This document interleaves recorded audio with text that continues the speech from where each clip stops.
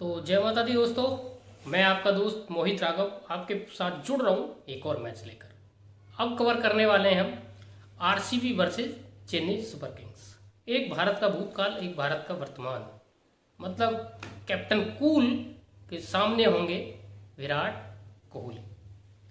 धोनी ने दिखाया पहले मैच में कि क्या मादा है उनके अंदर कैप्टनसी का, तो वहीं पे कोहली ने भी देखा कि पहले मैच में सुपर फ्लॉप रही उनकी टीम केकेआर के खिलाफ। कैसे वापसी होगी कोहली की सेना की, क्या धोनी तर्कस से तीर निकालेंगे कोहली को रोकने के लिए। उसके अलावा क्या ड्रीम टीम्स होंगी, फ्री गिव अवे क्या होने वाले हैं, उसके लिए पूरा वीडियो देखना पड़ेगा। उसके साथ साथ आपको ये भी जानना जरूरी है कि शारजाह की पिच कैसा खेलेगी, क्या कॉम्बिनेशंस हो सकते हैं, क्या परमुटेशंस हो सकते हैं जो आपको ग्रैंड लीग में आगे निकाले। एसएल कैसे खेलनी है, इसी सब बारे में बात करेंगे इस वीडियो में। सबसे पहले आप ये करिए कि अगर पहली बार देख रहे हैं तो मेरा यूट्यूब चैनल @मोहित क्रिकेटोलॉजिस्ट ज्वाइन कर लीजिए, सब्सक्राइब कर दीजिए। उसके अलावा यूट्यूब चैनल मेरा क्रिकेटोलॉजी के नाम से जो है आपको दिख रहा है, जहां आप वीडियो देख रहे हैं उसको फटाफट सब्सक्राइब कर दीजिए। उसके अलावा मेरा जो टेलीग्राम चैनल है @मोहित क्रिकेटोलॉजिस्ट, इसको प्लीज़ ज्वाइन कर लीजिए। इससे होगा क्या, इससे ये होगा कि आपको जो अपडेट होंगे टॉस के बाद वो तुरंत साथ के साथ मिल जाएंगे, जिससे कि आपको कोई समस्या नहीं आएगी अपडेट जानने में चीज़ों के। बाकी जो इन्फॉर्मेशन होगी वो भी आपको वहाँ पे मिलती रहेगी। अब बात करते हैं इस मैच के बारे में। आरसीबी के लिए इंडिया लेग बहुत अच्छा रहा था, लेकिन पहला मैच जाके वहाँ हार गए, वो भी एक तरफा कोलकाता नाइट राइडर्स से, जिससे थोड़ा हिम्मत टूटने के संभावना है। लेकिन चेन्नई को सब कह रहे थे अरे यार पिछले साल यूएई में ऐसा खेली थी, वैसा खेली थी, इस बार भी वही प्लेयर हैं, कैसा खेलेंगे। लेकिन कितनी शानदार धमाकेदार परफॉर्मेंस उन्होंने मुंबई के खिलाफ दी, जिसके दम पे मैच जीत गए। तो चेन्नई से आप वही उम्मीद करेंगे कि एवरग्रीन परफॉर्मेंस होगी, क्योंकि जो वॉर हॉर्सेज है उनके पास वो लाजवाब है। क्या बदलाव प्लेइंग 11 में हो सकते हैं, तो एक बदलाव चेन्नई में मुझे दिख रहा है, वो ये कि सैम करन आएंगे। अब सैम करन आएंगे किसकी जगह, ये देखने वाली बात है। दो ऑप्शन बनते हैं, या तो जॉस हेजलवुड के जगह पर आएंगे या फिर आएंगे फाफ डुप्लेसिस। फाफ डुप्लेसिस की अगर जगह पे सैम करन आते हैं तो फिर ये भी है कि सैम करन फिर ओपन भी करेंगे चेन्नई के लिए, जैसा उन्होंने यूएई लेग में किया था पिछले सीजन में। लेकिन ऐसी संभावना कम है, तो ऐसे में चांसेस ये हैं कि फाफ डुप्लेसिस तो खेलेंगे, लेकिन जॉस हेजलवुड बाहर बैठेंगे। ब्रेवो की जिस तरीके की परफॉर्मेंस पिछले मैच में रही, मुझे नहीं लगता कि सीएसके उनके साथ टिंकर करेगा, छेड़ेगा। मोइन अली की जगह फिक्स है, तो इसलिए मोर और लेस जॉस हेजलवुड जाएंगे बाहर और सैम करन आएंगे अंदर। ये बात होगी चेन्नई की टीम की। अंबाती रायडू की इंजरी का अभी कोई श्योरिटी है नहीं, पता नहीं है कि क्या स्टेटस है, लेकिन फिर भी अगर इंजरी का कंसर्न उनका है तो उनकी जगह डेब्यू करने का मौका मिलेगा रॉबिन उथप्पा को चेन्नई के लिए। बहुत दिन बाद हम रॉबिन उथप्पा को एक्शन में देखने वाले हैं। इसके अलावा अगर मैं आरसीबी कैंप की बात करूं तो हारे जरूर हैं, लेकिन बदलाव की गुंजाइश बहुत कम है। मुझे नहीं लगता कोई बदलाव होगा अंटिल की श्रीकर भरत की जगह डिविलियर्स को दी जाए विकेट कीपिंग, और उनकी जगह रजत पाटीदार या फिर शहबाज अहमद को वो लाने की कोशिश करें। उसके अलावा कोई बदलाव ना होने की गुंजाइश है, ना ही बेंच स्ट्रेंथ में वो ताकत है कि वो कोई बदलाव वहां से हो सके। ये हो गई टीम की बात। अब बात करते हैं पिच की। शारजाह का ग्राउंड और पिच कैसा खेलेगा। देखो पिछला आईपीएल जो हुआ था उसमें हमने देखा था शारजाह में जो शुरू के 3 मैच हुए थे वो बहुत हाई स्कोरिंग हुए थे। इवन राजस्थान ने 220 के आसपास का एक स्कोर मुझे याद आ रहा है चेज भी किया था, आई थिंक मुंबई के खिलाफ। टीम मुझे पोजीशन याद नहीं है प्रॉपर, लेकिन राजस्थान ने चेज किया था ये मुझे पता है। संजू सैमसन ने बहुत धमाकेदार पारी खेली थी, तो एक हाई स्कोरिंग गेम आप एक्सपेक्ट कर सकते हो शारजाह में। 220 का नहीं तो 180 से 200 के बीच का स्कोर पक्का हो सकता है। बाउंड्री छोटी है, पिच फ्लैट मिलती है शारजाह की। जो 3 पिच हैं यहाँ ये यूएई में, दुबई, अबू धाबी और शारजाह, इनमें शारजाह की पिच सबसे फ्लैट रहती है, अबू धाबी सबसे स्लो रहती है और दुबई एवरेज पिच रहती है। तो ऐसे में शारजाह में आप उम्मीद कर सकते हैं कि एक बड़ा बेल्टर आपको देखने को मिलेगा बल्लेबाजों की तरफ से। टीम न्यूज होगी। अब बात कर लेते हैं क्या बेस्ट पिक हो सकती हैं इस मैच के हिसाब से। 3 बेस्ट पिक अगर मैं निकालूँ कि कौन से 3 प्लेयर हो सकते हैं जो धमाका कर सकते हैं, तो देखिए सबसे पहला प्लेयर जो मेरे जहन में आता है जिसका नाम वो है ग्लेन मैक्सवेल। और क्यों है ऐसा? वो इसलिए है कि ग्लेन मैक्सवेल को शारजा का ग्राउंड ज़्यादा रास आता है। आप इनका पास्ट रिकॉर्ड उठा के देखेंगे तो जब जब शारजा में खेले ग्लेन मैक्सवेल ने धुआं बोला है, और जो हिटर बैट्समैन होते हैं उनके हिसाब से शारजा का ग्राउंड मुफीद भी है, तो उनके लिए वो लग्जरी भी है और वही उनका रिकॉर्ड बोलता भी है। उसके अलावा जो दूसरे प्लेयर मेरे जहन में आ रहे हैं जो बहुत इंपॉर्टेंट यहाँ पे हो सकते हैं इस ग्राउंड पे, वो है फाफ डु प्लेसिस। जिस तरीके का गेम फाफ का है उस हिसाब से फाफ को गेम ये मैदान बहुत सूट करेगा। मोइन अली को भी बहुत सूट कर सकता है ये ग्राउंड, और कुछ ओवर बॉलिंग से उनको थोड़ा सा एक एक्स्ट्रा कह सकते हैं कि बेस्ट पिक बना देते हैं। भले पहले मैच में नहीं चले वो एक अलग बात है, लेकिन शारजा में चल सकते हैं। प्लेटफॉर्म बिल्कुल सेट है। आरसीबी की तरफ से दूसरे बैट्समैन होंगे डिविलियर्स, जो चाह रहे होंगे कि वहां मौका मिले और उस मौके को बुनाए। की प्लेयर्स की मैं बात करूं तो जरूर चहल का रोल बहुत इंपॉर्टेंट हो जाएगा। बहुत इंपॉर्टेंट का रोल रहेगा डेथ बॉलर्स का, खासकर ड्वेन ब्रावो का, आपका शार्दुल ठाकुर का, उधर से हर्षल पटेल का और काइली जेमिसन का। इन लोगों का रोल बहुत इंपॉर्टेंट होने वाला है, क्योंकि शारजाह में हाई स्कोरिंग मैच अगर होगा तो फिर डेथ बॉलर्स की सामत आनी है। मतलब या तो विकेट लीजिए तभी बच सकते हैं, अदरवाइज आप नहीं बचेंगे। उन्हीं सब चीज़ों को ध्यान में रखते हुए कॉम्बिनेशंस बनाए हैं। अब बात करते हैं फ्री गिव अवे की कि क्या फ्री गिव अवे होने वाले हैं। तो जैसा मैं बताता हूँ कि फ्री गिव अवे एक तो फर्स्ट कमेंट का हो ही गया आपका 50 रुपीज़। उसके बाद जो दूसरा फ्री गिव अवे है वो आपका है आपका क्वेश्चन बेस्ड, क्वेश्चन आपसे पूछा जाएगा। तीसरा फ्री गिव अवे ये है कि जो क्वेश्चन दूसरा पूछा जाएगा उसी का आंसर आपको देना, ठीक, लेकिन आपको वो 1 to 11 की तरफ से एक टी शर्ट मिलेगी बतौर इनाम। लेकिन उसके लिए ज़रूरी है कि आपको अगर फ्री गिव अवे जीतना है तो दोस्त आपको 1 to 11 पर एक्टिव मेंबर होना चाहिए। मतलब जो ये मैच की वीडियो हम करने जा रहे हैं, इस मैच का कोई ना कोई कॉन्टेस्ट आपने 1 to 11 पर जरूर ज्वाइन किया हुआ होना चाहिए, तभी आप विनर बन पाएंगे फ्री गिव अवे के, अदरवाइज आपको विनर नहीं माना जाएगा। तो अभी के अभी 1 to 11 ज्वाइन कर लें। ये आइकॉन है, गूगल से सीधा आप डाउनलोड कर सकते हैं, इसको गूगल से सीधा डाउनलोड कर सकते हैं। 1 to 11 सर्च करिए, वहां से हो जाएगा। रेफरल कोड MS राघव मेरा डाल दीजिए जब आप गूगल से डाउनलोड करके साइन अप करेंगे। अगर आप ऐसा नहीं करते हैं तो डिस्क्रिप्शन में भी लिंक दिया हुआ है वीडियो के में, आप वहां से उठाइए लिंक, क्लिक कर लीजिए सीधा और डाउनलोड कर लीजिए 1 to 11 ऐप। उससे आपको फायदा ये होगा कि मेरा रेफरल कोड भी डालने की जरूरत नहीं पड़ेगी, वो इनबिल्ड लग जाएगा। ये होगी बात। इसमें फायदा ये भी है देखो कि एक तो 50 रुपीज़ मिनिमम विड्रॉल है, ऐप ऑथेंटिक है, इस बात की गारंटी मैं लेता हूँ। इसके अलावा आपका जो भी स्मॉल लीग वगैरह होते हैं इनकी एंट्री कम, इनाम ज़्यादा है, कंपटीशन कम है, विनिंग के चांसेस बढ़िया है। लूडो और कट एंड स्लाइस जैसे गेम भी हैं जहां आप खेल सकते हो। पेटीएम विड्रॉल जैसी फैसिलिटी भी अवेलेबल है। मतलब पैसे को लेके तो कोई भी इशू नहीं है। जितना नेटवर्क बढ़ाएंगे आप उतना आपको ज़्यादा नेटवर्क कमीशन भी मिलेगा और रेफरल कमीशन भी मिलेगा। तो ये बात होगी 1 to 11 की। अब हम बात करते हैं क्या, अब हम बात ये करते हैं कि क्या कॉम्बिनेशंस इस मैच के लिहाज से रहने वाले हैं हमारे 4 टीमों के। 4 टीम 1 by 1 हम डिस्कस करेंगे। आपको मेरे साथ लास्ट तक जुड़े रहना है, कॉम्बिनेशंस को समझिए। जितना बढ़िया तरीके से एनालिसिस को समझेंगे आप उतनी बढ़िया आपकी विनिंग होगी। बात ये नहीं है कि सिर्फ ग्रैंड लीग जीतेंगे, बात विनिंग की है, प्रॉफिट की है। उसके अलावा अगर आप गेम को समझेंगे, एनालिसिस को समझेंगे तो आपको फायदा ये भी है कि आप अपने दम पे भी अगर कोई टीम बनाते हैं तो जो चूक मुझसे हो रही है हो सकता है आप उसको पकड़ के अपनी टीम इंप्रूव कर सकें और बेटर परफॉर्मेंस आ जाइए। चलिए टीम नंबर 1 का आज हम जिक्र करते हैं। टीम नंबर 1 आप देखिए आपकी स्क्रीन पर जा रही है, ये आपकी स्क्रीन पर गई। Srikar Bharat, Glenn Maxwell, Devdutt Padikkal. 3 batting option हो गया आपका आरसीबी से, तो वहीं पे Gaikwad, Moeen Ali, Sam Curran, Dwayne Bravo हो गए आपका बैटिंग ऑप्शंस। सीएसके से 4 ऑलराउंडर हो गए 3 और 4 हो गए गेंदबाज। अब देखिए मैंने बोला शारजाह में अगर हाई स्कोरिंग ग्राउंड हुआ, चेन्नई के लिए फाफ डु प्लेसिस अभी जो सीपीएल में थे एक पारी उन्होंने सेंचुरी जरूर लगाई, इसके अलावा बहुत अच्छे टच में थे नहीं, प्लस इंजरी का भी कंसर्न था। तो उसको ध्यान में रखते हुए मैंने फाफ को कराया ओवरलुक यहाँ और ऋतुराज गायकवाड़ और मोइन अली पे जताया है भरोसा। मोइन अली कैप्टन, क्यों? क्योंकि बल्ले बॉल से भी 1-2 विकेट दे सकते हैं इसलिए, और Ruturaj Gaikwad vice captain. Moeen Ali destructive भी ज्यादा है और उनको ग्राउंड सूट भी करेगा, इसीलिए यहाँ पे मैंने मोइन अली और गायकवाड़ को लेकर जा रहा हूँ। ब्रेवो और सैम करन को लेने से मुझे फायदा ये है कि बल्ले से थोड़े रन बनाएंगे तो विकेट लेने के चांसेस हैं, पूरा 4 ओवर का कोटा डालेंगे।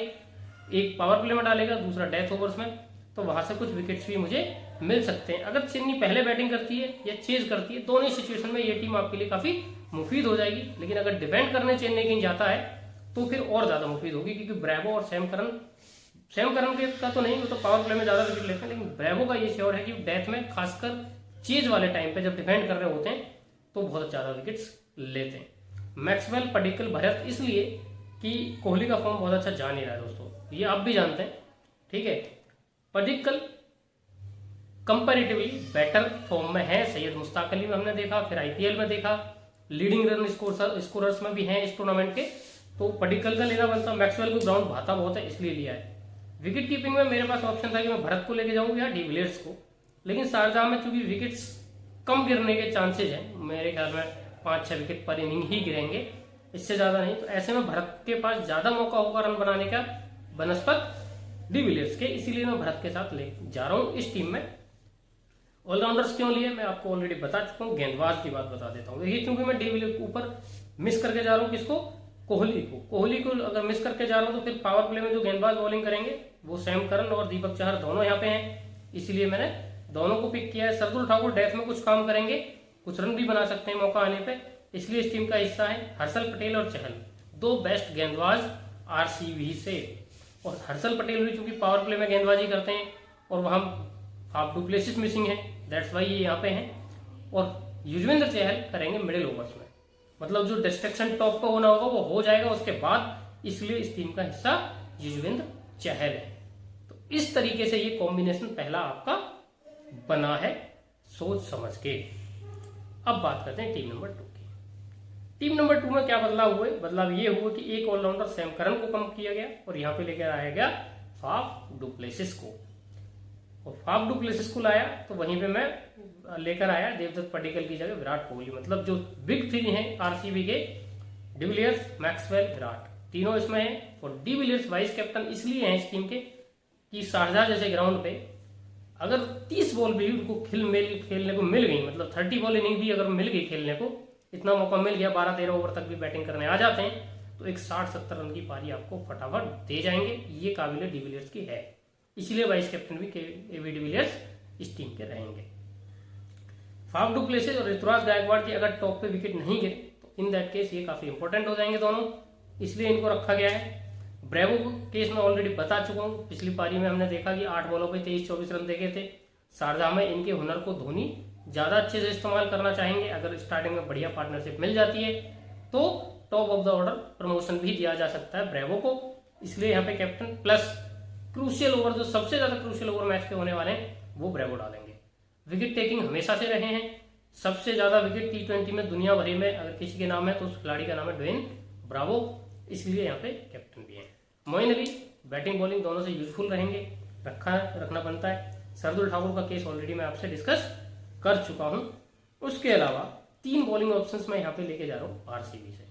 कौन कौन है? जेमिसन, सिराज, चहल। और उसके पीछे कारण क्या है? उसके पीछे कारण ये है कि आरसीबी आप अगर सीएसके का देखेंगे तो टॉप ऑर्डर के बाद बीच में खालीपन है, और उस खालीपन को ये प्लेयर भुना सकते हैं। जेमिसन पावर प्ले में करेंगे ऑफकोर्स, लेकिन इसके अलावा सिराज और चहल आएंगे मिडिल ओवर्स में, और मिडिल ओवर्स में आने का मतलब ये है कि ओपनिंग जब तक जा चुकी होगी या ओपनिंग को ब्रेक कर देंगे ये लोग, और बाकी जो मिडिल ऑर्डर है उसको फिर ये चॉपअप कर सकते हैं। इस तरीके से ये कॉम्बिनेशन नंबर 2 बन गया। बात करते हैं कॉम्बिनेशन नंबर 3 की। डिविलियर्स यहाँ पे एज इट इज रहेंगे, देवदत्त पडिक्कल, मैक्सवेल, ऋतुराज गायकवाड़। देखिए डिविलियर्स, पडिक्कल, मैक्सवेल, जो फायर पावर है आरसीबी की वो इस टीम में आपको देखने को मिलेगी। अगर बात करें हम दूसरी तरफ तो Sam Curran, Moeen Ali, Bravo, Jadeja और गायकवाड़। देखो सैम करन को मैंने इस टीम में कैप्टन बनाया है, और 4 ऑलराउंडर चारों को चारों में लेके जा रहा हूँ आरसीबी से, सॉरी सीएसके से। उसका कारण क्या है?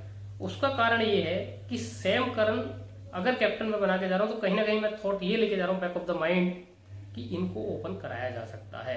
भले फाफ डू प्लेसिस टीम का हिस्सा हो, अगर राइडू नहीं खेलते हैं तो पीछे थोड़ी कमजोर होगी टीम। ऐसे में ऐसा हो सकता है कि नंबर 3 फाफ डू प्लेसिस खेलें और सैम करन से ओपन कराया जाए, फ्लोटर के तौर पर यूज किया जाए। शारजाह के ग्राउंड मुफीद भी है उस चीज के लिए। 4 नंबर फाफ डू प्लेसिस को खिलाया, सॉरी मोइन अली को खिलाया जाए।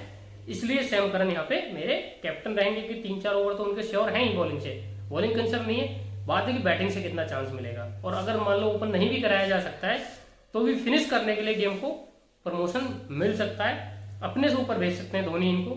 तो जो बैक मिडिल ऑर्डर की जो फायर पावर है, मोइन अली हो, सैम करन हो, ब्रेवो हो, जडेजा हो, सभी इस टीम में मैंने अलाइन कर दिए ऋतुराज गायकवाड़ के साथ। दीपक चहर इस टीम का हिस्सा है कि अगर आरसीबी कहीं हल्की पड़ती है तो उसको जो डिस्ट्रिक्शन देंगे वो इनके गेंदबाज देंगे।